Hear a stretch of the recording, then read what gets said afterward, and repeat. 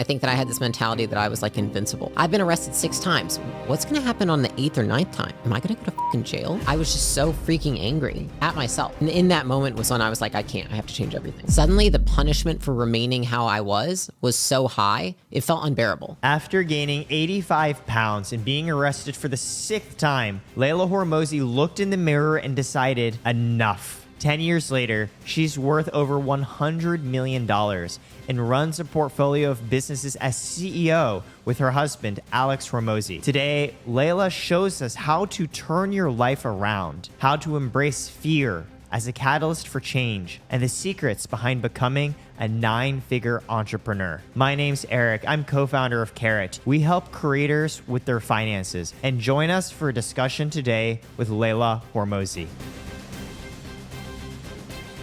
I'm here today with Leila Hormozi. Just 10 years ago, she was broke, arrested, 8, 9 times? This is 6, yeah. 6 times. She was arrested 6 times, and you were just beginning to start work as a personal trainer and out of shape. Now, look at her. She looks amazing, and you're CEO of acquisition.com together with your partner, Alex, with a portfolio of businesses that make over $200 million or something ridiculous? Yeah. Yeah, it's pretty darn cool. So I think the first question is, you've made a big number of changes from your physical fitness, from being arrested to not being arrested, and especially spinning up businesses worth hundreds of millions of dollars across the physical, the mental, the business-wise. What started to change first? Weight loss. That was where most of it stemmed from. And I think that what a lot of people might not notice if they haven't been through multiple large changes in their life is that it's the same skills that help you change in one area that also can translate and help you change in another. I think it looks different and it might feel different. You might feel more nervous because it's new in general. But I think that in general, the skills that helped me lose 85 pounds were the same skills that helped me hone in on my work capacity, that helped me figure out what I wanted to do, that helped me then build Gym Launch, build Prestige Labs, Allen, acquisition.com. It all stems from the same stuff. If I had to pick and really hone it down into one thing, I think that a lot of what I did when I was much younger was I acted on my emotions. You're hungry, you eat. You're anxious, you go drink. You're stressed, you do something to release the stress. It was very short-term minded. And I will say that I think that I didn't have a lot of perception of what consequences looked like. Like, I think when you're at that age that I was when I'm 19, I wasn't thinking of the consequences of what things could be in years if I kept doing these things. I think that I had this mentality that I was like invincible. It wasn't until there was a moment, the 6th time I was arrested, where my dad set me down, and basically what happened was, it was the last time I was arrested. They took me home to my parents' house because I lived in my hometown still. Mm-hmm. So I was close enough by that they took me there. I woke up in my old bedroom. There was a ticket that showed my arrest. And I just remember just like an immediate feeling of just horror. Like, holy crap, I'm at my dad's house. Like, they took me here, really? Because I hid a lot of that from him. And I remember I walked downstairs expecting for him to yell at me, be angry, just anything like that. And he sat me down on the couch and he looked me in the eyes and he was like, I'm not going to yell at you. I'm not going to tell you what you need to do. He's like, but I just want you to know, I'm genuinely just afraid that you're going to kill yourself because of what you're doing. You're going to drink yourself to death or doing drugs or whatever. He's like, and that's all I've got. And it was just so, I think in that moment, jarring, because I really thought about it. I was like, okay, what if I keep doing this for the next 5 years? What if I keep drinking like this, doing drugs like this, partying like this, hanging out with these people, eating this way, all of the things I was doing? And it was like in that moment, it like flashed forward to like, what would my life be like if I kept doing this for another 5 years? And in that moment was when I was like, I have to change everything.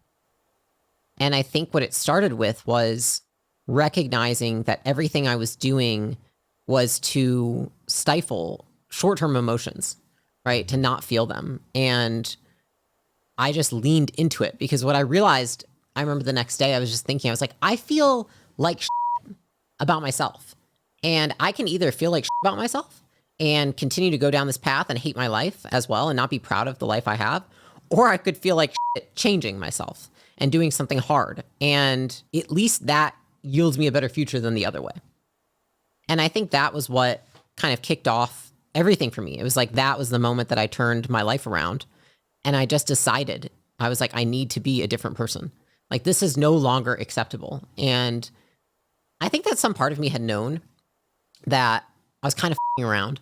Like, I never envisioned myself being like, I guess you could say like a deadbeat.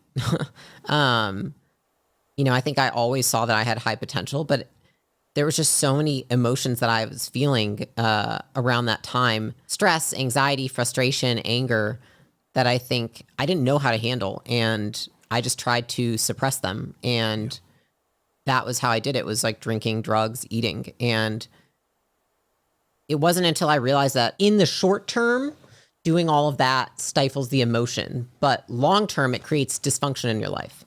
And that was really when I decided to turn everything around. And those negative emotions you described, the fear, the frustration, anxiety, where was that coming from for you, just to start with? My parents divorced when I was 9-ish, I think. I lived with my mom. She became an alcoholic very quickly, like watched it from like started going out and drinking more to like drinking every night to like drinking in the afternoon to like now I drink bottles of vodka in the morning, right? And I watched her spiral down. And in that time, I really feel like I went from being a kid to being an adult at a very young age. You had to grow up fast. Had to grow up fast because she wouldn't come home for days. She wouldn't cook dinner, take care of me, buy me clothes for when school's back, like nothing. And so I was terrified to tell anybody. I didn't want to tell anybody because at the same time, I had this guilt of like, this is my mother who took care of me for 10 years and who I love. And she was a great mother before all this. So I felt like this sense of hope of like, whenever she comes back, I don't want to have done something that would have hurt her. And I don't think I knew what that meant at the time, that, more than anything, I think allowing her to remain that way was what was hurting her. But all of that, I stayed in that house for 5.5 years until there was a day when, she was drinking, I don't even know what she took in front of me, some kind of pills. And then I had to call the ambulance because she said that she was going to try herself. And, my dad showed up and there was cops everywhere. And he was like, what is going on? Like, what has been happening? And that was when they took me and they brought me to my dad's house. And it was like, that was the last I lived with my mother. And it was interesting because then after that point, when I lived with my dad, I think a lot of people would have been like, why wouldn't you have wanted to in general? And, there was this odd sense of anger that I felt because I felt like once I moved in, now I had rules. Now there were things I had to follow. Now there were things that I have to do that I didn't. I was taking care of myself. I was still going to school, getting good grades, doing all these things, making sure I had dinner, food, cleaning the house. I was doing it without anyone asking me. And so then to go into a house where, he was remarried, she had kids, there were rules. I just felt very angry. And I think just at probably the world, it felt unfair. It felt like, why are we going backwards here? I already know how to do this. And the moment that I got out when I graduated, it felt like all this anger that had built up, I had allowed it to like fester. And then when I got into college and I moved out, it was like all I wanted was the sense of freedom. And that was what I think compounded and led to all of the behaviors, because I felt like I had already chosen to like be autonomous, take care of myself and be responsible. And then when I was put in that house and then I felt like there was all these rules again, whether they were strict or not, I didn't need them, right? I didn't need anyone to tell me what to do. I knew how to do it myself. And I think that's not a diss on them. I think my dad is like the best father, honestly, I could ask for. I think it's just that I had a very unusual circumstance. And so I built up a lot of resentment and a lot of anger, not just at that situation and at feeling like I was being treated like a child when I wasn't, but also then at my mother, because I felt like this loss. I realized that the mother that I had had for so many years was never coming back. And I felt angry about it, and I think that I felt angry because I didn't allow myself to feel sad. And so I defaulted to anger. And then I got around people who helped me forget about it, because I think there were so many years, even just living in the house with my dad, where like, you have to deal with it. You've got to talk about it. You've got to go to therapy. I was like, I get it and I can deal with it. But at the same time, like, what, am I not supposed to feel angry because of these things that happened? And so I think that once I got to that age and I had that freedom, it was like, I just was acting on something that I had wanted to for a long time, but the consequences would have been too high had I acted on it in that household. Now, out of that household, the consequences are lower. So it made sense that I would do something. It feels really doubly unfair to first be in a situation where you had to grow up so fast because your mom, the person, one of whom loves you the most in the world that you love back, isn't able to take care of you. I imagine you went through a lot of pain to get to a point and accept, okay, I'm just going to do this myself. And now to be in an environment where everything you had gone through so much work to learn to fend for and care for yourself, now someone's coming saying, no, actually stop. And you're not going to do that. You said that the 6th time your dad sat you down and he didn't even try and tell you what to do. It was more just like, I am so afraid for you and what's going to happen. What was his typical reaction before that 6th time when these arrests would happen or he'd try and work with you? And was it like, hey, it's okay to be angry, or like, hey, like, let's fix this? I was out of the house, so my dad actually didn't know the total amount of times I'd been arrested. You know, I hid as much as I could from anybody, really. And so I think leading up to that, like, he obviously saw I'd gained a lot of weight. He knew that I was drinking more. He would see pictures of me out partying on my Facebook or my MySpace. Like, it wasn't a secret. And I think he expressed concerns.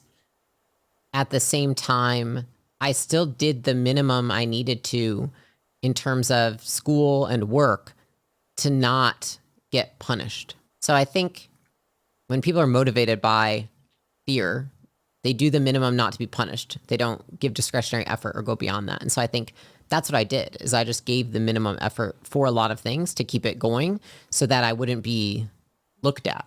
You know what I mean? Yeah. And I think that I had behaved well enough for a long enough time that it's almost like you have goodwill in the bank. You know, like, I did what I needed to when I lived in the house with them. And I think as angry as I was, I still did what they asked, if that makes sense. Yeah, in a way that's even harder because you're being functional and now all this anger, where does it go? And you leave the household, you go and do all these things that help you forget for a moment what's actually occurring. After this time where you just hear your dad's afraid for you, do you remember, was there like a particular day or moment where you're like, I have a choice right now and I'm going to change it? Or was it just very gradual and one day you're like, oh, I'm not doing the same sorts of things that I used to do? You know, it's interesting because I think now in my life, I'm probably in a spot where most change is gradual. But at the same time, I think that saying that change has to be gradual is a fallacy. I think it's just a matter of how strong is your motivation to change. I think that change is gradual when there is less punishment remaining as is. But when the punishment for remaining as is becomes so high that you just want to get away from it. And in that moment when my dad said that to me, compiled with looking at myself in the mirror, I remember weighing myself the next morning. Suddenly the punishment for remaining how I was so high, it felt unbearable. It felt like it was no longer an option because I thought to myself, what happens next? So I've gained 85 pounds. What if I gain another 85 pounds? Yeah. You know what I mean? I've been arrested 6 times. What's going to happen on the 8th or 9th time? Am I going to go to jail? Like, these are all real questions that I started asking myself after that conversation. And I thought to myself, like, no more. Like, I'm at a point now where this can really be put behind me. You know, this is not going to be on my record forever. I can lose the weight now. I'm young. I have time. I was like, but if I wait much longer, like, this is my life. And I think that was more terrifying than anything, that the next day when I woke up, I was like, everything changes. And I remember I had listened to Tony Robbins when I was younger. You know, he was kind of the guy you listen to for personal development. Yeah. He talked about, you know, shifting your identity. And one thing that I took away from everything I read about him or read from him was actually to not have an identity, to remain fluid and not identify with anything, because I really just wanted to feel like whatever I need to become to be who I want to be, to do what I want to do, I will. And if I label myself as anything else, then one day it will hinder me. And so in that moment, I just decided, I was like, I no longer do any of this. And now what I will do is I will engineer an environment where it makes it harder to remain the same Leila that I have been for the last 2 years and easier to become the future Leila that I want to be. And that was really my mentality. It was like, how do I make it as easy as possible to become this person that I want to be? And that was what my focus was. I was like, all right, well, first thing I need to do is I need to get out of this house. I live with 6 other people in this like basically like college party house. Get out of there. So I went and I got my own apartment, which is like weird for a girl who's like 20, right? Yeah. But I was like, I know what I need to do so I can change. Then I got another job. So I worked 2 jobs and did school because I was like, I can't have so much free time that I'm going out and partying all the time. Like if I have time to party, I have time to work more. At least that's going to be more productive. I then started losing weight and then got a fitness coach. And so I got a trainer in the gym. I got a fitness coach online. And I was like, all right, cool. I have people that are going to help hold me accountable so that I will get back in shape. I joined a gym the next day. And then I threw out literally like, I remember I threw out all the booze, all the like weed and any other drugs. And I threw out all the junk food in my house. And I was like, I'm done. And that was literally in a span of 24 hours. And it was just having, honestly, I just remember, I wish I could say it was like more prolific than this, but I was just so freaking angry at myself. You know, I was never, I think in my younger years, was I angry at people around me for the situations, my mom, my dad, sure. But I think we all grow up and get past that. And I was so disappointed in what I'd let happen. And honestly, I think I was disgusted. I was disgusted at the place I was and who I was and looking in the mirror and thinking like, you're so much better than this. Like you can do so much better.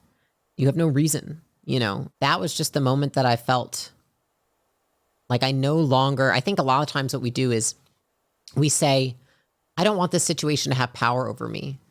And so we go in the opposite direction. You know what I mean? It's like we rebel in some way. Mm-hmm. But rebelling means it still has power over you. It has power over you that it has caused you to go in any direction. And I think I realized that as well as I was like, I'm having, whether I go and rebel or whether I get better, like what I don't want to do is allow the past to dictate my current behavior.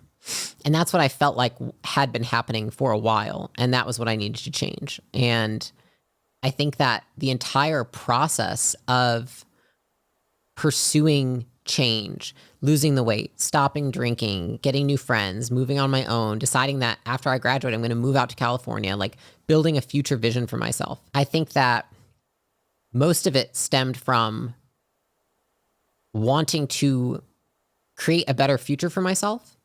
And also the realization that all the emotions that felt so horrible and caused me to go drink and party and do all these things, I can use those emotions in another direction that can build a better future for me. Now, I think that fear gets you started. And then I think that a vision for the future and encouragement will keep you going. In that moment, that fear of what my life could look like got me started. I think it switched in time to a truly compelling vision of the future that kept me going. But for the first few years, it was just fear. The philosopher Nietzsche once said that humans go through 3 phases in their life. Initially, we're camels, weighed down by the expectations of others. Then we become tigers, rebelling against the obligations those place on us, actively fighting against. But eventually, he describes it as you almost want to become a baby in the sense that when a baby thinks of what they want to do, they just do it. And I'm hearing you say, weirdly, you had to move past even from rebelling against what someone wants you to do, whether you're doing it or not doing it. You almost have to remove the concept of here's something else someone wants me to do. Like, let's just forget about that whole framing to focus on what I want to do. Yeah. And when I know that, let me shift everything around it. I also love, I think like changing is the hardest thing in the world. If it were easy, you would have changed ages ago, or everyone would just change to become whatever they want. And I think it's hard because we as humans have so many emotional feelings that are usually deeper symptoms of why we are the way they are. And what I love about what you described, you didn't wake up one day and say, I am now a perfectly calm Buddha who wants to be a success and I will do these things. You woke up and said, all the anger I feel so much for myself. I feel the disgust for myself. And I'm going to now figure out the things I want to do, but I'm going to be aware that I also might not be great at doing them 100% of the time. So I'll move out of the apartment complex because I know if I'm around 5, 6 other people who are still living this lifestyle, I don't know in that moment the choices I'm going to make. I'm going to throw out the alcohol and the booze and the drinks and the other drugs because I don't know if I'm going to end up using them again. I'm going to go sign up for a trainer because that's going to force me when the time comes and I'm especially sad, I will make the right decision. You're almost like aware that future Leila might not always feel as you are now and predicting for it, which I love. If we really want to change, the only thing that I have ever found work is make it harder to remain as is than it is to change. And so it's like, how can I make it harder to be the same person I am today, tomorrow, if I want to change? And then I figure out whatever I need to do that. And I still do it to this day. I think it's like, if you can put your back against the wall and put yourself in a situation where it's really unacceptable not to, I feel like that is such a hack for personal growth. I think that's why even like business people, my first business went from like 0 to 27 million in 2 years. That was almost like back against the wall, figure out how to run a freaking business or you're going to be the reason it fails. And I didn't back out of the situation because I realized and I wanted to be the person who could capitalize on that situation, not just, from a monetary standpoint, but from a personal standpoint. Can I become the person who can actually capture an opportunity like this? And I think that if we can look at change that way, then it makes it a lot easier. And I think that when you are also the one that is the catalyst for the change in your life, it stops feeling scary and starts feeling exciting. When somebody else is the one forcing you to change, it feels scary and you feel a sense of resistance. But if you just tell yourself, today I'm going to be scared and I'm going to do this thing that I'm scared of, there's such a sense of freedom because I think that the reason that we really don't change is we're scared of a feeling. I know I am. It's like anytime I find myself not wanting to change, it's not because I don't want the other thing a lot. It's because I'm so scared of this feeling I might have when I experience the change. The worst thing that I was going to feel was a feeling, like it's like I was young. What do I have to lose? Like circumstances weren't that bad, but it was the anxiety, the stress, the fear that I was scared of more than anything. And I think I felt an immense sense of freedom once I realized that. And then I realized I can experience all of those emotions and I'm not going to die, because really, I think it's like you think of the widest range and the deepest feelings of anxiety and fear, and it almost feels like death in a way, right? And it probably is. It's just symbol. It's signaling death to your brain, whatever it is. I don't know how that works. I'm just guessing. And then we want to avoid it. And so I think that now, like the mantra I have is just thinking like, I can carry my emotions with me. I can have them. I can feel terrified. I can feel incredibly anxious. I can feel so frustrated or angry, and I don't have to act on it. And I think that just brought me so much of a sense of relief. I love that. I'll say, as a founder myself, I am more scared every day than I ever was before doing this. Yeah. And I love you're describing a concept where, hey, you feel that life-threatening fear, like I am going to die. I'm hearing you share a story where you're trusting that you're going to pull through. You've been through so much anxiety and worry that in those situations, faced with that choice, you're still going to find a way to persevere. And that's carried through. When I asked you from a business, personal, or fitness mentality, what started first, I'm seeing they're all tied together.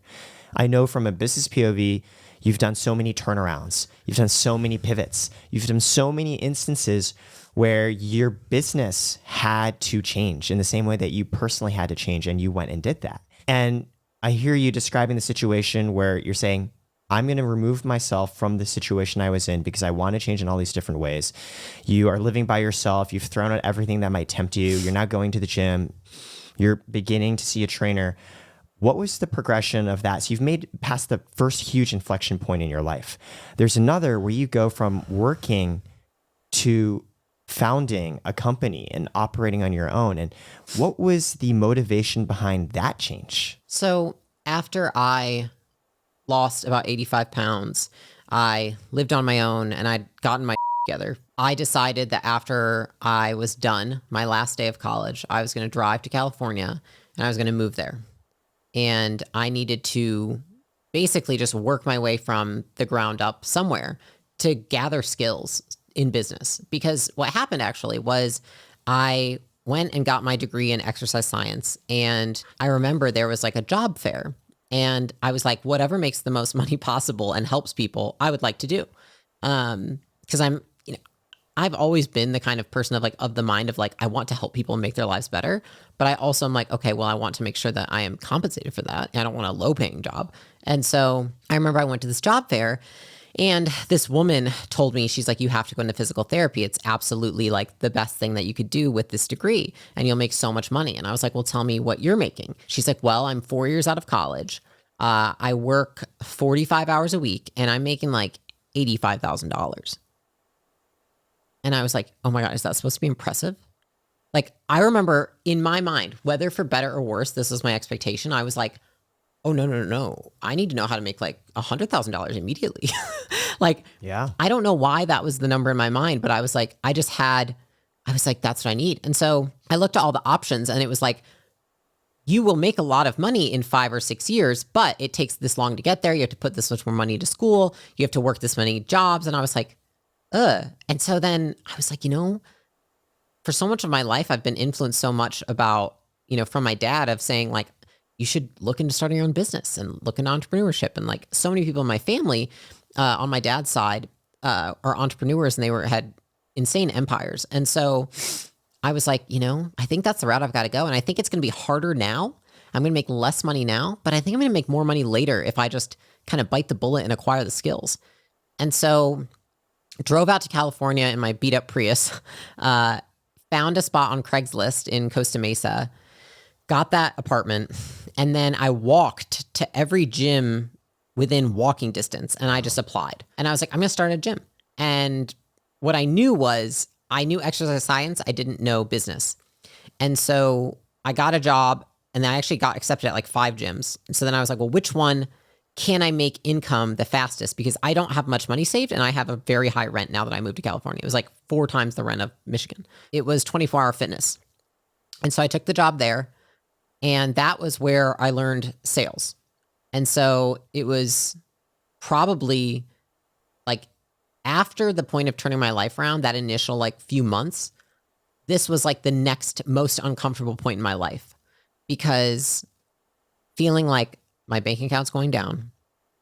I have never sold before, and now I have to sell to eat. And I have this lease that I just signed for a year. It just felt like a lot of pressure. And that was, I would say, the foundation of a lot of my business skills was made in that first year and a half working there. Because I had to learn how to get referrals. I had to learn how to sell. I had to learn how to manage clients. I had to learn how to prioritize my work, how to manage my own schedule, how to get work done on the weekends at night when I'm training people all day. I had to learn customer service skills. And so I'm really grateful for it because it was almost like a boot camp in business. But I came to a point where I said, I've learned what I need to learn here. And I think I need to understand more of how do you start a business and then how do you market? Because that was one thing I could never learn there. I would go get my own clients walking around Whole Foods or going to business to business. Yeah, that was how you did it. But I didn't know how to generate clients on demand. And so I ended up going to a private training facility. I heard that the owner was a fantastic leader and business person. And so I was like, I can learn from this guy. And so I went there, took all my clients, also started training because basically you had to also train his, group sessions there. Makes sense. Yeah. And then helping with marketing, sales, pretty much everything. So it's I got to do pretty much everything there and he was teaching a lot. And when I was there, I was doing that. And I also started dabbling in online fitness. And fast forward about 6 months, a woman that I met online had a successful online training business. This was when it first started. She propositioned me to be her partner.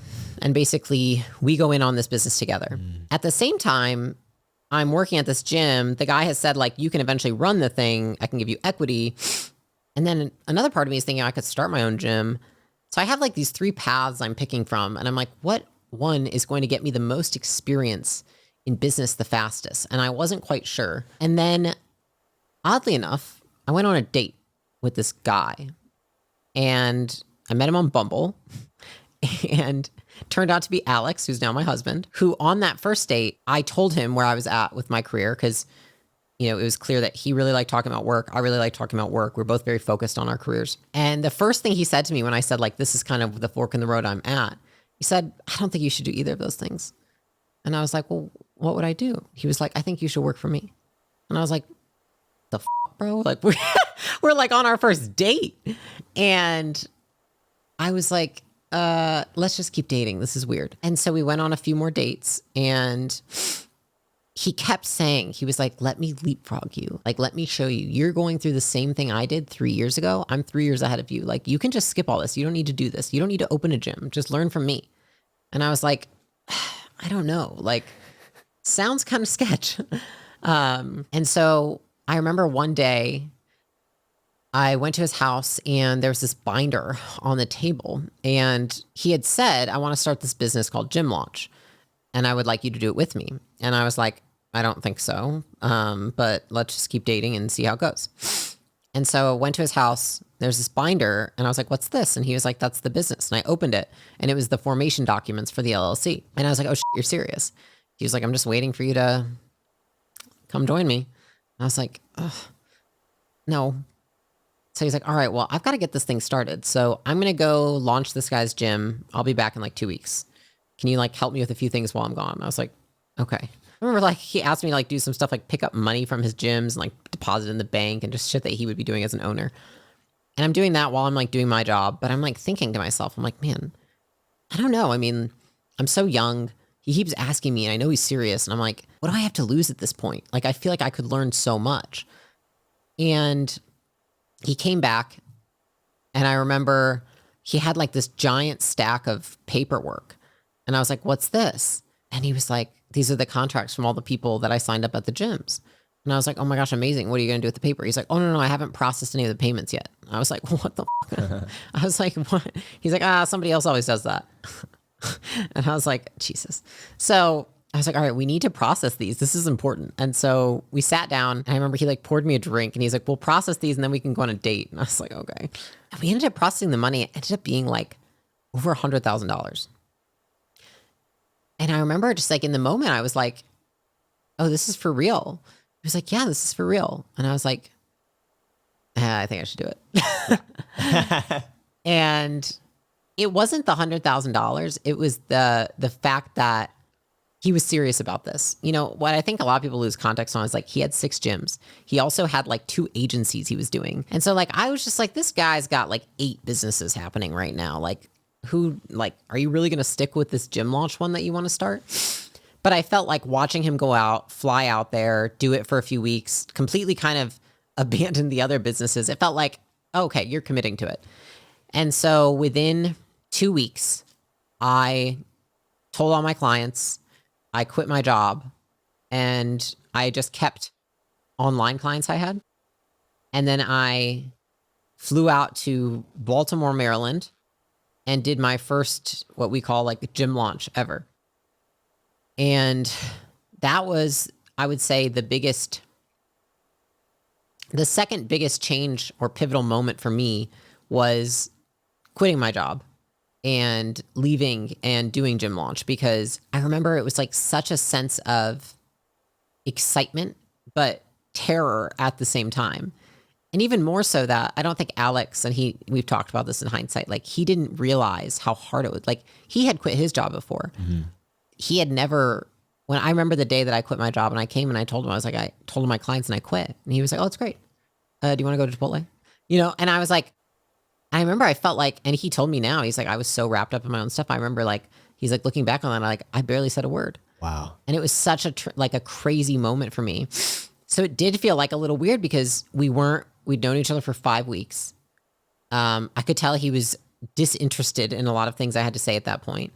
When it came to like, he was so focused on what he wanted to do with this business that it was like, I think there was no room for empathy for anything I was going through, if that makes sense, which I understood. And I was also like, you know what, whether this works out or not, it's worth trying, because like, what's the worst that happens? I end up on my dad's couch. I'm like 23.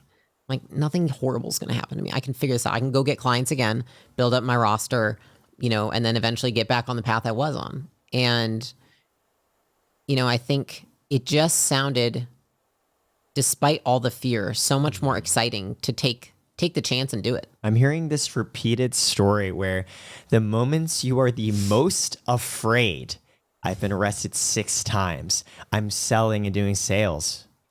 I am thinking between partnering with this woman who wants to do with me, or working with this guy who'll give me equity, or going and launching my own gym, or quitting my job after meeting a guy off Bumble and he's asking me to join him 5 weeks later. You've described 3 moments where you're just like terrified, and you have these really big visions and goals of how do I become as financially stable as possible? How do I learn as much as possible? Plus this added element of repeatedly going, what's the worst that can happen? And you always have chosen the choice that's scarier. Every single one of those 3 cases, right? Mm-hmm. I'm being arrested. I'm out here for the first time. I need to sell. I'm going to go quit my job for a dude I've known for 5 weeks. You're literally choosing the scary choice. I think I'm just more scared of what my life will turn out like if I don't. I remember you once told me when we met at dinner that your dad once sat you down and told you to always make the opposite choice that he would make. He did. It's funny because I think that when he said that to me, he was joking, but I've told him since, I don't think he realized, like, he made a comparison in terms of, and this was at a point where he had been at the same job for a long time, and I think unhappy at this point in his career. And he mentioned, like, don't be like me and like stay with the same thing, like take risks and, do the stuff like I wish I had done. And then he kind of like shook his head and he's like, you should just do the opposite of what I say, like joking. But I don't think he knows that in that moment I was like, that makes a ton of sense. I should think that because, I think my dad has actually changed a lot since then. But in that moment, looking at where he was, I think that he expressed a lot of discontent with himself for taking the comfortable path, because of fear of the change. And I think that the happiest I always saw my dad and have since has been when he has taken the path that seems so scary, but then turns out to be the one that is best for him. And I think that just, it goes to show, like I like to say it, but it's like our brains are built for survival, not success. And so whenever I feel just utterly terrified, I just remember, I'm like, this is normal to feel this terrified. Your brain is not set up to help you succeed. It's set up to help you survive. And you need to prove it wrong, because I think that a lot of people think, oh, you must be able to, like, people see people on social media and they think you must have something I don't have or not have something I have or whatever. I'm like, no, pretty sure I'm fucking terrified too. I've just practiced more than somebody else and I have more experience acting despite feeling terrified. And I think that because of that, I have just seen it pay off. And then I have more reason to do the next thing that's scary again, because it's paid off this time, paid off the second time. Why wouldn't it pay off the third? And so I think that it's just, in the end, I think that, again, it kind of ties back to acting despite how we feel. Like, I think a lot of the times our feelings are there as signals, but like, how important really are they? How useful are they? And I think that they're useful in that sometimes you should do the opposite of what they're telling you to do. Yeah, because we're primed, as you said, in caveman days. How do I just literally stay alive? Right. Which is not enough today. It's like, don't start the business. This job is great. Don't go start the business. You could die. You grew up having to learn how to survive by yourself, in part because of the situation with your mom. And with your dad, you're growing up seeing this guy is not happy. And in a way, you're sort of describing the two of them where you have this incredible, oh, if I'm going to be f***ed, I know how to get out of this, combined with this. And I can't just live a life where I'm not happy. Like $85,000, 45 hours a week, I'll let you know, like $100K. Like working for this gym? No, let me go start a new business. I also remember you told me you once shared this with your dad, saying this is one of the most meaningful moments in your life to hear him tell you, Leila, take the choice that I wouldn't. I remember you said he didn't even remember saying this to you. No, he didn't. But I think in hindsight, that's like one of the greatest gifts that he could have given, because I think it's just so often, like I even find myself now still, right? It's like, it doesn't get easier. You just become more experienced at doing it, which is like really learning how to cooperate or manage your mindset when you are trying to make a change, and I just know for me that I've just found that I just lean into it. Yeah. I completely lean into it. I tell myself I'm going to be afraid. I tell myself I'm going to be anxious, but I don't not do it. It's like you can be terrified. You can be incredibly anxious. You can make a fool of yourself, but you're going to do it. And I think it's just confronting the acceptance of those feelings that has allowed me to continue to do things that require facing fear, is just a greater acceptance for those feelings and the fact that I can't control them. I think I don't try to control my thoughts. I don't try to control my feelings. I just don't judge myself for them so much. I think that a lot of people, they cast a lot of judgment on themselves for feeling so scared to quit a job, to start a business, to do anything like that, to post on social media, whatever it is. And they see people who do it and then they think they must not feel those things. But it's not that. I'm sure that everyone feels those things. It's normal. It makes sense. People just learn how to act despite those. I love that. I always wanted to do something of my own. And I told myself a story that I wasn't cut out to do it, because I saw so many people on social media presenting this image of unbreakable, powerful, I move through. And I was like, I'm scared all the fucking time. Like, oh my God, if I don't make money, like, even though it rationally doesn't make sense, even though rationally, if I quit my job at Instagram or McKinsey or Blackstone, I can get another job next day. There's that weird primitive lizard part of my brain that's like, oh. Yeah. And so I would be like, no, the fact that I feel this fear means I'm not cut out to be an entrepreneur. And I've since learned, after having quit my job, done a ton of therapy, I've been fired as well. It's to your point. Actually, the people who achieve the most are the ones who are the most afraid, because they put themselves in a situation that are the scariest and they sit with it and they move forward anyways. You've already described 3 extreme moments of fear after 6 arrests, selling for the first time, quitting your job, your 5 weeks of knowing Alex. What was the next moment you remember being like, oh God, like I am scared shitless? The next year and a half of starting Gym Launch with Alex,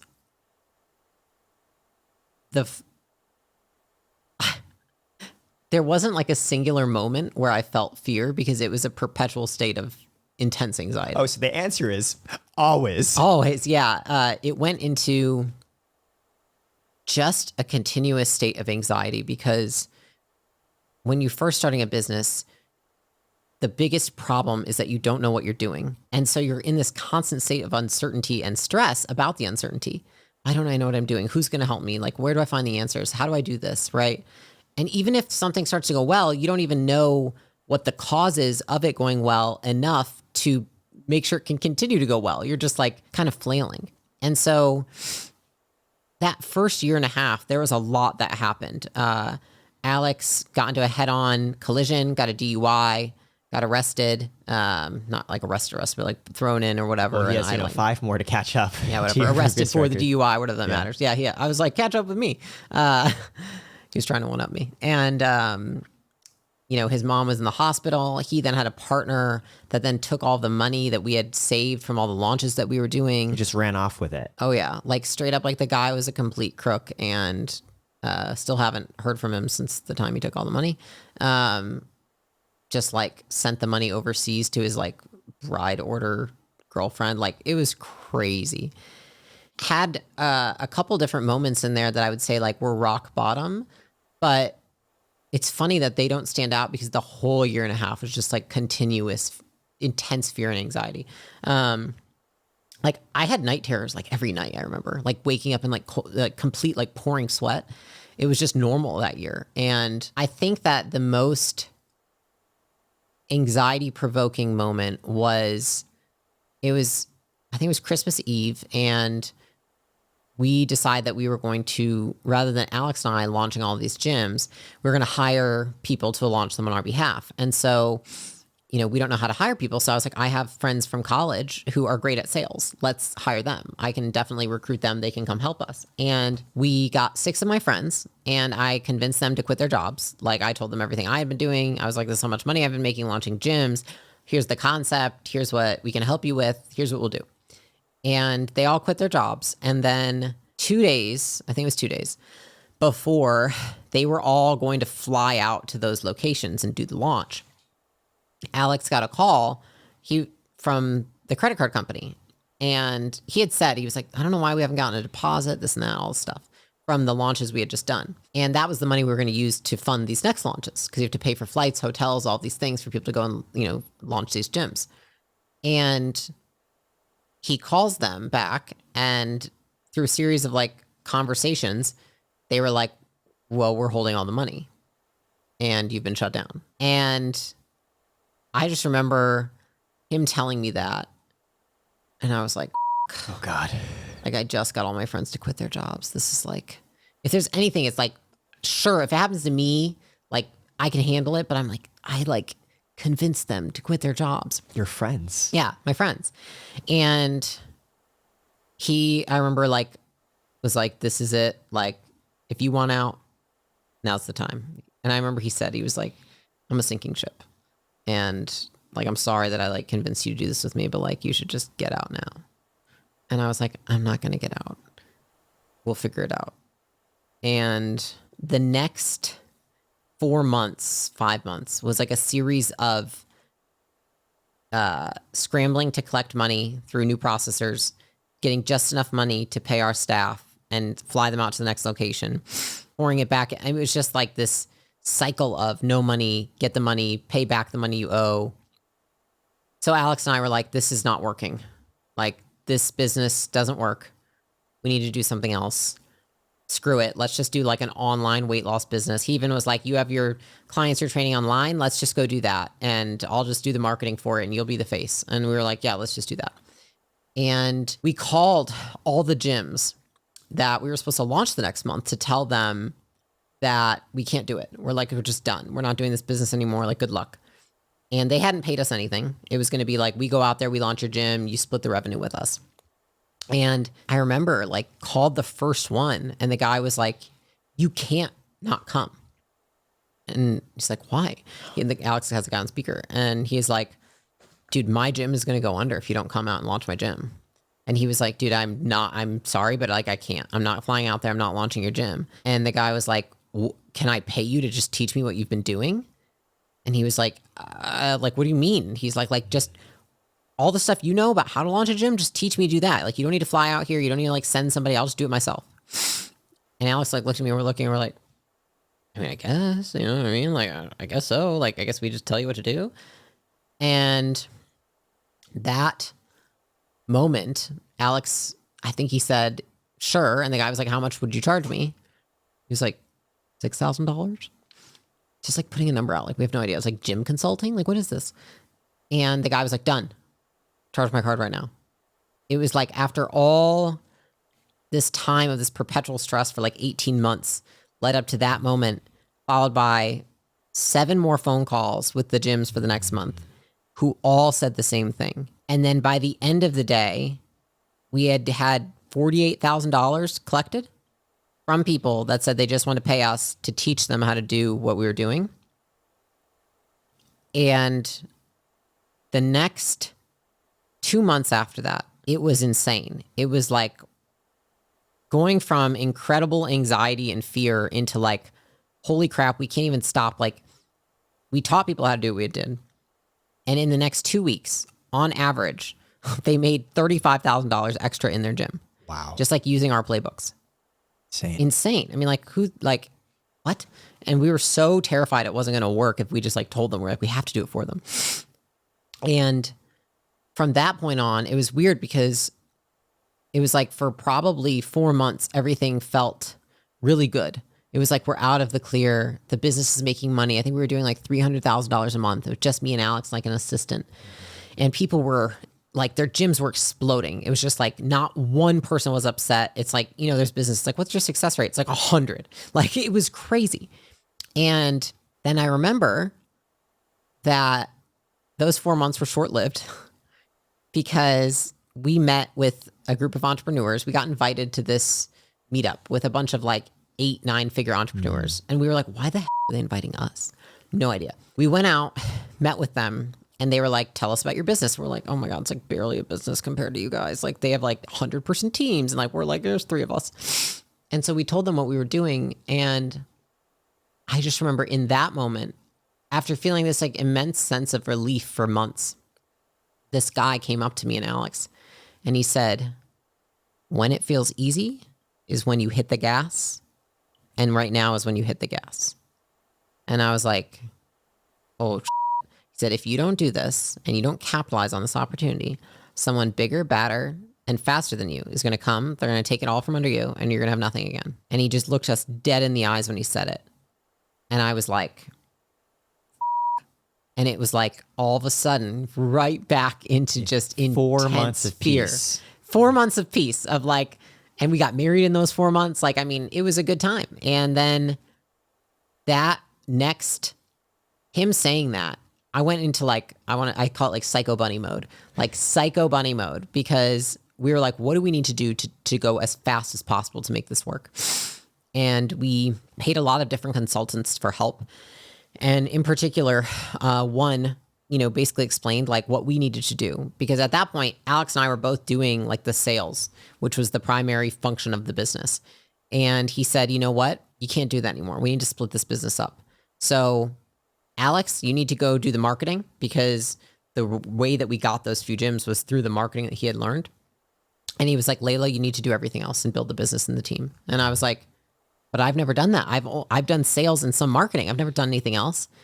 And I remember that moment where he had all the functions of the business on a board and he circled like all of them except for marketing and said, that's you. That was the next most terrifying moment. So different, but still so terrifying. Oh, yeah. And then he said, Alex, you don't help Leila. And I was like, what does that mean? Like, what do you mean don't help me? Like, we help each other all the time. And he was like, if you try and help her, she won't be as good as she can do this. She is completely capable on her own. And it was like, from that point on, that was when really like the separation of roles began. And like Alex and Leila, as we are known today, I think like grew into their skill sets, because at that point, I think we were both really good at sales, and Alex was starting to learn marketing, and I was sit kind of there and learn it with him, but like nothing else. And then that is what really exploded the company into, I think in the first 6 months, we did like 7 million. And then year 2, it was like 27 million. And then I think like 34 or 36, I don't remember the numbers, million. And then it just like, it continued to explode. And it's funny because it's like, what's the next moment after that? And I'm like, I feel like for the first 4.5 years of business, it again felt just like a constant state of fear, because you probably know this, but it's like you're in the unknown all the time. Yeah. It's constantly, whether it's good unknown or bad unknown, it's unknown. Right. You just don't know. And so your brain's like, just tell me what's going to happen next. And you don't know. And you don't know if you're doing it right. Yeah. People can tell you, are they f***ing lying? Like you go through all these things. And so I don't even think that it was until we sold the business that I really felt like it was even a success. Like, I think I was just always feeling like, when's the shoe going to drop? When's it going to explode? When's it going to just die? And we got through COVID. We got through so many things with that business. It's a fantastic business, but like our minds aren't built for success. Yeah. I totally get that. Everything I've worked on feels like it could fall like apart any moment. And people are like, oh, congratulations on your most recent raise. My head of strategic finance gave me feedback. He said, you keep going these podcasts and people keep congratulating you on your race. And keep going, yeah, I don't know. We'll see. And he's like, yeah, you need to stop doing this because you need to build trust in what you're doing. Do you not believe in what you're doing? I'm like, I do believe, but nobody really knows. And he's like, this isn't working, man. You have to. And I think you get the feeling. Right? It's like, yes, obviously I believe in myself. I believe in what we're doing. I'm working super f***ing hard, but you don't know. You don't know. And it's that fear that kind of keeps you going. Dude, I think it's, I never felt so hurt as when I read the book, Only the Paranoid Survive, Andy Grover. I was like, I get this. I love too, so now you've described 5 moments of fear, right? I've been arrested 6 times. I'm selling for the first time. Let me go start a business with the dude off Bumble after 5 weeks. Oh, cool. Alex got a car crash, a DUI, and someone stole hundreds of thousands of dollars. And weirdly, a self-inflicted moment of fear when you're like, things are good. And that's how I know we might be falling behind. And we need to totally change the business, right? And what I love is every single moment of fear you've described, the stakes are just getting bigger. from personal to starting the business to, oh God, the business is going to die to, oh, it's working, but we need to go even bigger, from hundreds of thousands to millions of dollars. Every single time you're still feeling that fear, but it's just more in terms of what you have to grapple with and handle. Yeah. And I think, something I like to say when I'm talking about it is like, it's the same fear, different, it's almost like same monster, different mask. I've never heard that before, but yes. That's how I think of fear, because it's like our mind likes to be like, no, this is completely different. Like, you can't get over this. This one's going to kill you for sure. And then I'm like, no. Same monster, different mask. It's just wearing a different mask, but you've had similar situations like this before. And what has happened? You know what I mean? Yeah. And that's how I think I move through a lot of it now, is like just remembering and anchoring myself with such like all the past evidence from the other times. Even though they might not seem similar, I also know that that's just like my mind playing tricks on me. They don't see that scary now. No, not at all. They seem like amazing moments that you look back on with nostalgia. That I can talk about and share. Oh my gosh, remember when I got arrested? Remember when we lost all the money? Oh my God, that was amazing. But in the moment, you feel awful and like you're going to die. There's always that moment I find where the shame turns into, I feel comfortable enough to talk about it.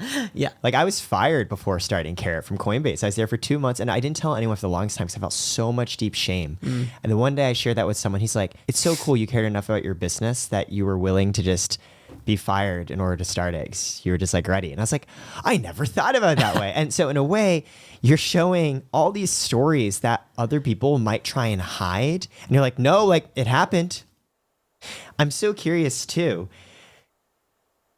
We're all a little fucked up to, look, let me put it this way. There's a saying, every hero goes through a journey. And there's always the call of adventure, that moment where the hero decides, am I going to go off and try and fight the big scary monster, or am I just going to like stay here and like tend my farm? Many people, they refuse the call.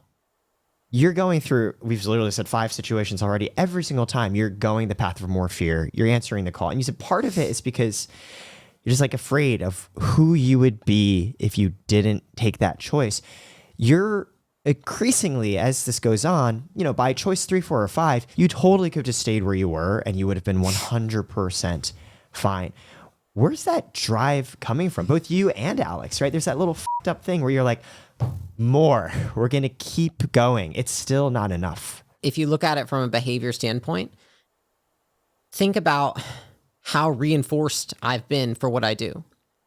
I think the best and worst thing that could have ever happened was that that gym launch, when it worked, went from 0 to 27 million. Because what does that cause me to do? That's like such a strongly reinforcing event as like, you are good at business. And then all the money that comes from it and all the recognition and then being able to sell it. And like, I think that people see how much I work and then they're like, what do you do for fun? I'm like, what the this is fun, because it's so reinforcing for me. I get so much from it in so many ways. And I think that we do what we like doing, right? Or we do what we get reinforced for doing. And think about all the different reinforcers that I have in business, right? So I've got my staff that are telling me that this job changed their life and they've never worked somewhere better before. Reinforcer number 1. I've got the fact that me and Alex, when we each make the business better, that also helps each of us by consequence, which makes our relationship stronger, which is reinforcer 2. We also get to talk about our ancillary time and have a ton in common. Reinforcer 3. Reinforcer 4 would be like the money made from business, which is like, oh, that's amazing to see that we can make money while building a business that people like. And then with that is, how are we making the money? By making people's businesses better, making people's lives better. And so if you're able to do something well, I think you keep doing it until the opposite happens. Like, we do things that we are reinforced to do and that have more reward than punishment for the most part. And so I think for me, business has had plenty of punishing events, but so many more reinforcing events in between that it's just like, I can't imagine not doing it because I enjoy it so much. And I think that's like a lot of things, different things for people. Some people work a job that they hate, more punishment than reward.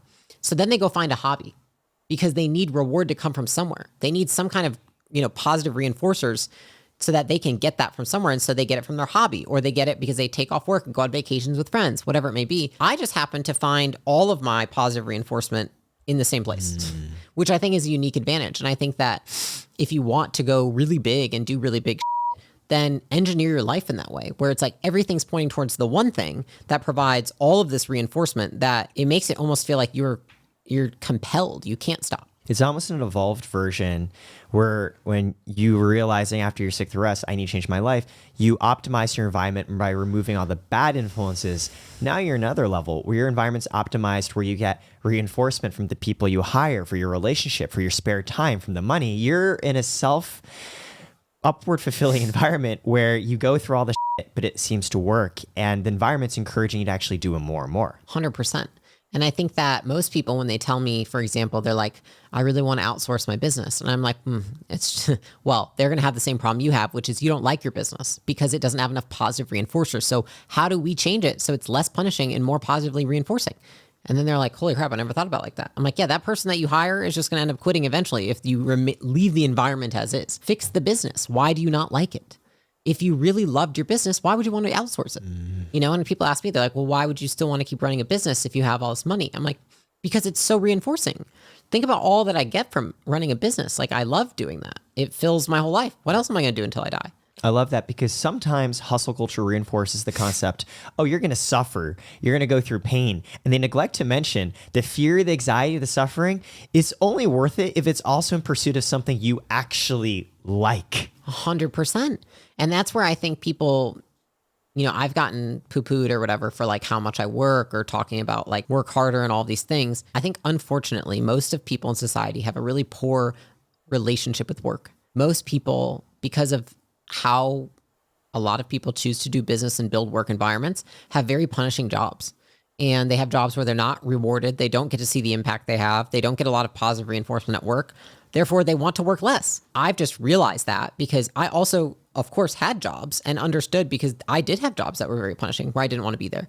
I also had jobs that were very reinforcing where that's all I wanted to do was work because I liked the people, I liked the boss, I liked whatever it was, right? And so when I talk about working more and how much I work, well, I do more of it because I like it so much. It's not like it's a punishment for me. And I think that I just wish that people could let go of that association with hard work, because if you're working hard on something that you love, it's like I tell, you know, for example, when mothers come to me, they're like, well, I just, you know, it's too much for me to do that. And I'm like, if you got as much reward from work as you did from your kids, you would work more. Absolutely.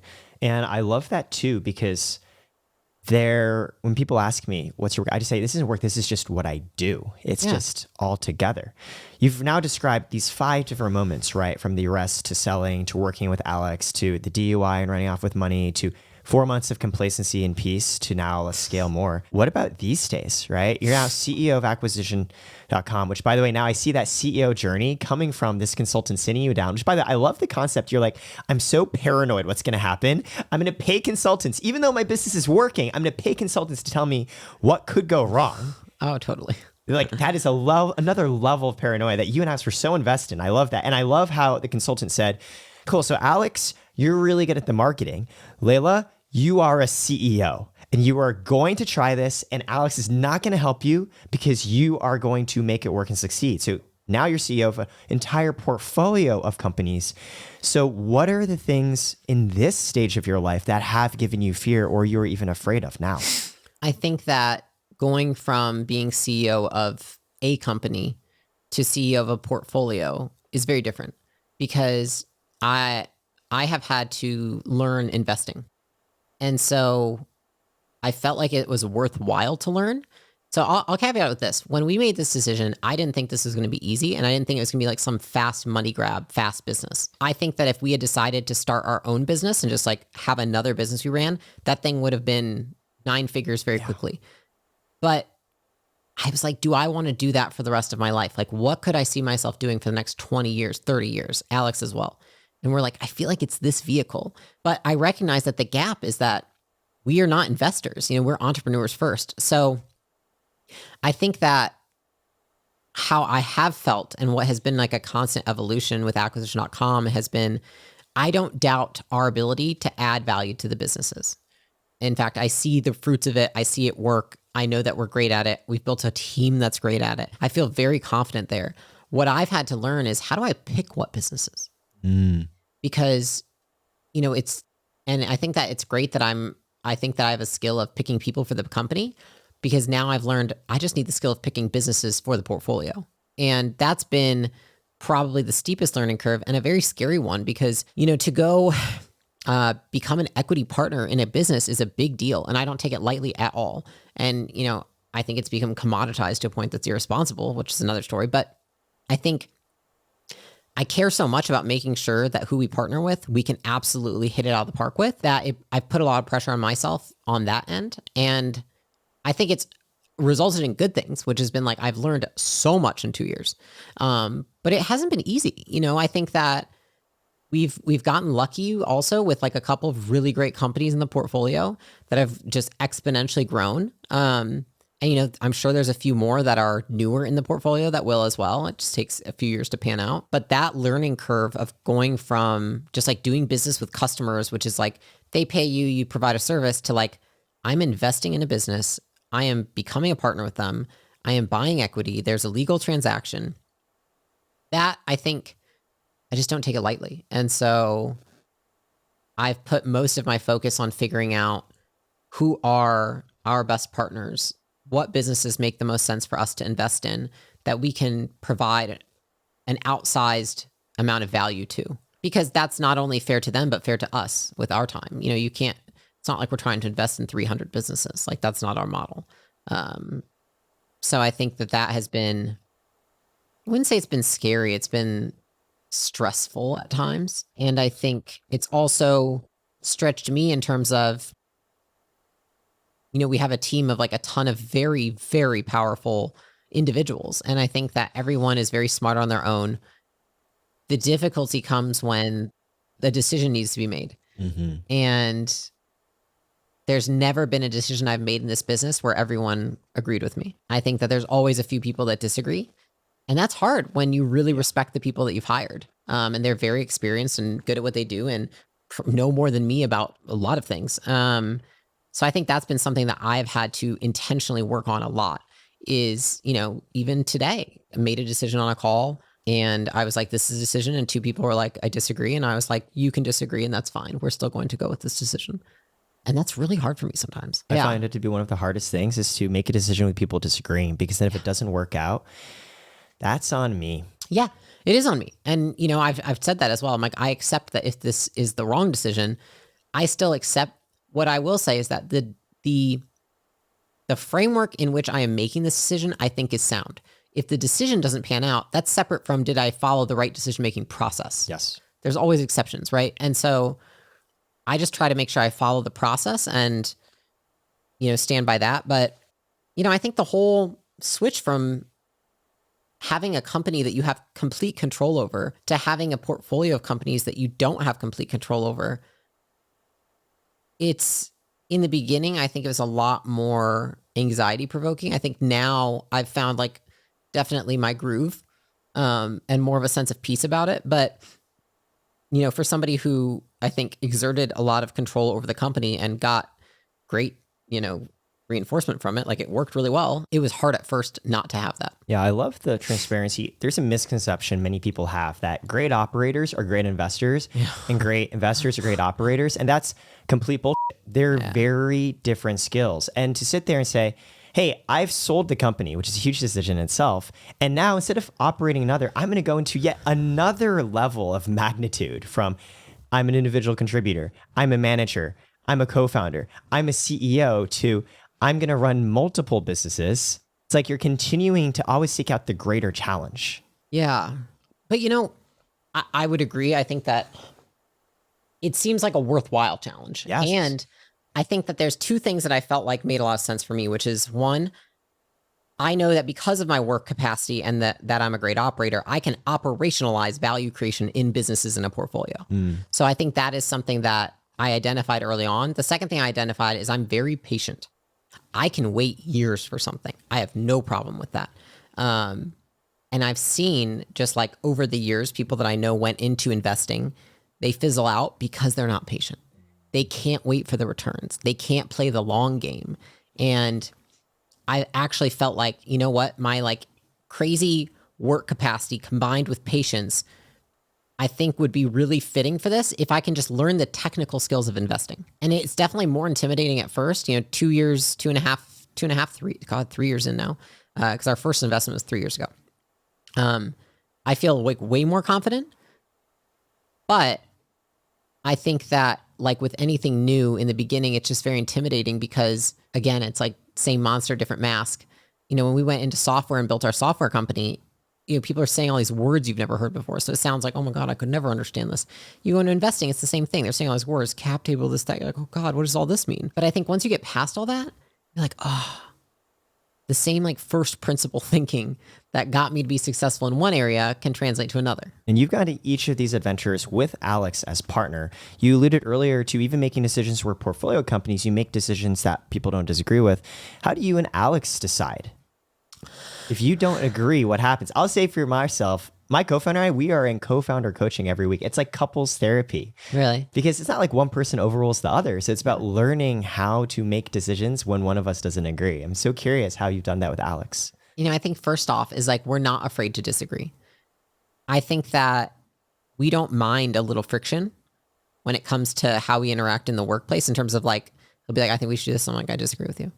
Or I'll be like, I think we should just be like, I think you're completely missing that. You know, like, and almost to a point where what we have seen is that when we disagree, we tend to beat up the idea so much with each other. And, you know, here's my point of view, here's his point of view, that we end up always coming to a better decision once we've aired our points of views and beat the idea up enough that, you know, it isn't either one of ours typically. Like it's not one way or the other. It's like, how do we find this place in the middle where it meets all the needs? And I actually think that that's where the best business decisions come from is like, if you look at John Mackey, for example, from Whole Foods, he talks about how do I make this decision a win for the customer, a win for the environment, a win for the community, a win for the stakeholders, a win for me, a win for the employees. And I think that I look at the decisions that way as well, which is like they should be a win to all the stakeholders involved. Myself and Alex are stakeholders. And so if it's not a win for all of us, we're not thinking creatively enough through the decision. We haven't thought, or maybe we need to go acquire information. Maybe we need to bring in somebody else to find out things we don't know. But we don't settle on solutions. You know, it's like, and we don't go with like his way or my way. It's like, we need a better way. If it can't fit what both of us need from the decision, then we need to go figure out a solution that will. And that's pretty much what has led to the best decisions that we've made in business. I know my co-founder and I, when we do disagree, it's usually because of our personalities, right? Yeah. I tend to have less patience and be very more focused on the short term. He's focused on the longer term. So often it's a choice between do the thing now versus what's the business case for this and what is the scale? What does this turn into when we operationalize that? When you and Alex aren't necessarily on the same page, why do you think that is, right? What differences in personality are manifesting in those moments? I think it's actually pretty similar to what you described. You know, I think what makes it good is that we want to make decisions that are best for the short term and long term. That's the best decision. It's best for both. I tend to be willing to sacrifice short term for the long term. And I think that sometimes he tended to lean towards, you know, wanting more for short term and less for long term. And so by combining both of our points of view, I think we make the best decisions. He tends to be willing to take more risks and more aggressive. I tend to be less willing to take risks, looking for ways to mitigate risk. And I would say less aggressive and more analytical. Yeah. What's interesting is I wonder if we would have ended up this way if we weren't with each other. I think that we've kind of exhibited like the opposite ends of the spectrum. Complement each other. To complement each other. But it's funny, when he's gone or when I'm gone, we can come centered to a call or like represent both voices for each other. But in a room, just the two of us, we definitely go more towards one end of the extreme or the other. I remember at dinner, you and Alex, you mentioned there was a period in time where you prioritized the business over the relationship and marriage. Yeah. And what about today? Is that still true, or has it shifted back and forth depending on peace or war at the business vibes? We definitely have not ever shifted back to doing that. We now are able to see how us having a business together benefits our marriage. So I think that before, the way that we interacted in the business probably didn't benefit our marriage. And I also think that that's just some of the territory of being really nervous when it was such a new business and we didn't really know what we were doing, that I think like both of us were pretty stressed. Yeah. Now I think we really enjoy doing it together. You know, it's like literally like on the way here to the podcast, I was showing Jason like blowing up my phone. We're texting about business. Like just like we flurry text. Like when I'm at the gym or he's at the gym, like we'll be flurry texting each other with ideas. We should do this, we should do that, blah, blah, blah. And I think now it feels much more symbiotic than it used to. Yeah. But I will say that we are so good at now communicating. Like while Alex was writing his book, he said like, hey, I don't want to do weekend stuff right now because like I've got to write the book for the next few months. And I said, that's fine. And I just was like, I will accept that there's a season where like we aren't going to be doing a lot together, and that's okay. And then, you know, it starts to feel like there's a lot of distance. And then, you know, one day he was like, we should do like a date night, because I think people do date nights because they don't see each other as much and we're not seeing each other as much. And I was like, that's great. And so we started doing a date night. And, you know, if I feel like we're not spending enough time together as husband and wife, I just say something.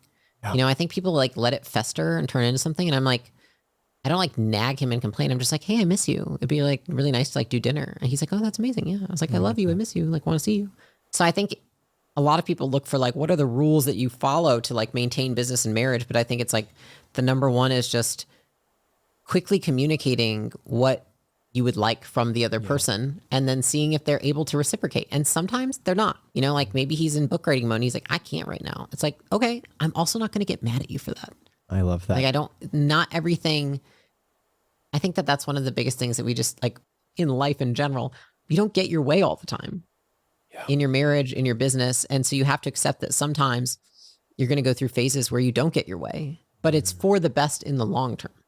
Because, you know, maybe I don't get my way of us having date nights that week or that for those few months while he's writing his book. I can show up and be an incredibly supportive wife despite that. And I did that. I was like, I will be the best supportive wife while he's writing this book. And I will make sure everything is happening in the business when he's distracted, like for the next 3 months. And in that can make our marriage stronger, you know? So I think you work with what you've got. If you were to meet yourself right after that moment where you're talking with your dad, saying what your life's going to be, if she could meet who you are now, what do you think she would feel? The first word I heard was like stoked. She'd be stoked. Stoked. I think from like a young age, I had a vision of who I wanted to be. And I think I fell off that path for a couple of years. But I think it would be probably a feeling of relief if me then had met me now, because it'd be like, oh, yeah, you turned it around. You know, like it's going to be okay. And I'm not perfect and life's not perfect, but I think relief, because I think, you know, a lot of people think it's going to feel so amazing when I attain some level of success. But I think most people just end up feeling really relieved right after. Like you win the big marathon that you've been training for years, relief. You launch the book you've been writing for 2 years, relief. Yeah. You get the round of funding you've been wanting to get for relief. I got to keep doing this and not up. I didn't fail. Yeah, it's more just like I didn't lose. I'm still in the game. So right. It's not like your first 100,000, your first million, like life markedly changes. It's more just like just a little bit more security in the back of your head that lets you take the next risk a little bit harder. Yeah. If she saw you at that point and that felt that relief, do you think she would have ended up taking the same actions and choices to where you are today, or maybe even more risks or less so? I think I just would have gone faster. Yeah, sure. I think in the moment, the hardest thing was like, I didn't have any friends. You know, I got rid of all of them, and I feel like I got some new friends, but it was like, it was tough. It just felt very lonely. And I think I would have just taken the leap much faster, because I think there's this quote, I don't even know where I heard it, but it was like, fear is a mile wide and an inch deep. So like you think it's this big ocean of fear that you're about to step into, and you take the step and you realize it's just this puddle. And it might be like years that you've been procrastinating something. And the moment you do it, it feels so insignificant that you're like, I can't believe that that's what I was scared of. Didn't even happen. I think I just would have gone faster through the puddles. Love that. Thank you so much, Leila. And that's a wrap. How do you feel? Good. It's a little sweaty. How about you? Woo. Also sweaty.